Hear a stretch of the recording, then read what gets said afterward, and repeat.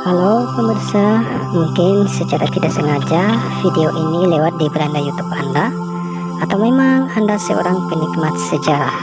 Cobalah luangkan waktu Anda beberapa menit untuk menyimak video berikut. Tapi sebelumnya kita sama-sama dukung dulu channel ini. Yang belum subscribe, tekan dulu tombol subscribe-nya biar selalu ada video-video terbaru di notifikasi Anda, dan di like jika bermanfaat. Juga tinggalkan pesan di kolom komentar jika ada usul saran yang membangun.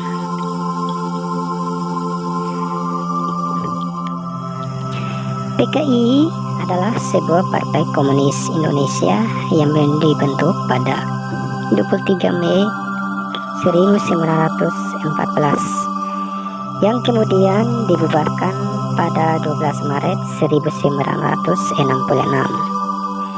PKI merupakan sebuah partai non-penguasa terbesar di dunia setelah Uni Soviet dan Tiongkok. Partai ini kemudian dihancurkan pada tahun 1965 yang kemudian dinyatakan sebagai partai terlarang. Alhasil, dibuatkanlah sebuah film G30 SPKI. Besutan Arifin Djenuf adalah penculikan ke-7 jenderal yang dibawa ke lubang buaya, kemudian disiksa dengan begitu sadis dan begitu keji, sehingga PKI bagai hantu yang begitu menakutkan.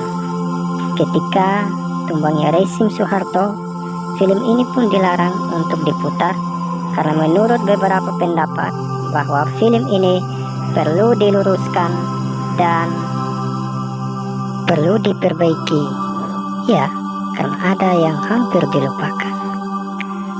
Pemberantasan PKI di bumi persada Indonesia, apakah tepat sasaran? Apakah benar mereka memang PKI? Apakah benar mereka pengkhianat? Demikian halnya di NTT, tepatnya di Pulau Rote, yang pernah ditulis oleh seorang antropolog asal Amerika Serikat yang bernama James Fox. Ia mencatat bahwa pembersihan PKI di Pulau Rote, NTT, banyak orang yang tak bersalah yang menjadi korban hanya karena mereka adalah anggota koperasi yang pada waktu itu dikelola oleh PKI.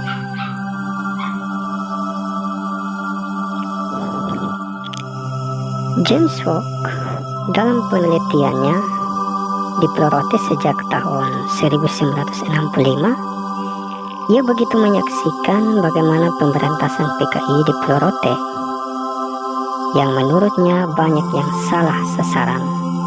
Ia kemudian melaporkan hal ini ke Kedutaan Besar Amerika Serikat di Jakarta.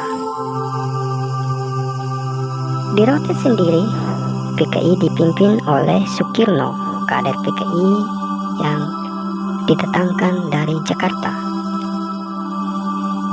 Sukirno kemudian diburu oleh tentara Angkatan Darat pada masa rezim Soeharto, namun Sukirno dan pengikutnya sulit ditemukan. Sehingga pada pertengahan Maret 1966 datang lagi tentara Angkatan Darat untuk menangkap Sukirno dan pengikutnya. Namun alhasil sebanyak 40-50 orang dieksekusi, bahkan ditambah dari pulau tetangga seperti Sabu, kurang lebih 30 orang dieksekusi. Di Rote sendiri, orang yang membuka lahan baru atau secara tidak sengaja menebang hutan dianggap PKI oleh tentara. Mereka yang dicurigai memiliki ilmu hitam atau suanggi divonis PKI. Apalagi jika sampai ada rakyat yang melawan pemerintah, pasti sudah disebut PKI dan siap-siap dijemput oleh para tentara. Bahkan menurut Fox, di Rote sendiri ada juga yang hanya karena salah nama atau punya kemiripan nama sama dengan anggota-anggota pengikut PKI, mereka tidak akan lolos dari penangkapan oleh Angkatan Darat. Akibatnya, sekitar 800 sampai 1000 orang telah dieksekusi di NTT, Sumba, Alor, Rote, dan Pulau Timur. Bahkan menurut James Holt, Alor adalah basis terbanyak dengan kurang lebih 105 orang dieksekusi. Dengan adanya hal ini, masyarakat yang awalnya menaruh simpati kepada para Angkatan Darat, tentara yang datang untuk membebaskan masyarakat dan rakyat Indonesia, yang datang untuk menyelamatkan bangsa Indonesia dari ancaman Partai Komunis Indonesia. Namun, diam-diam rakyat mulai kecewa. Pasalnya, para tentara melakukan pesta mewah setiap hari, sehingga mengorbankan harta milik penduduk seperti populasi ternak yang semakin berkurang. Bahkan terjadi tindakan korupsi yang banyak sekali meresahkan rakyat. Semuanya itu dilakukan oleh para tentara. Bongkar muat barang di pelabuhan, semuanya dikuasai oleh para tentara. Masyarakat, rakyat di NTT harus membeli barang dengan harga selangit. Ya, tentunya semua dipatok harga oleh para tentara sendiri.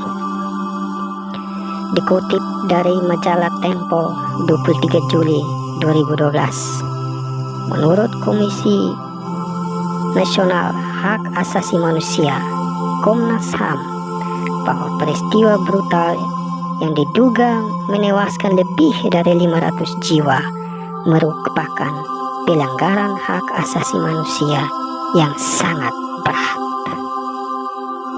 Sungguh begitu keji, sungguh begitu sadis.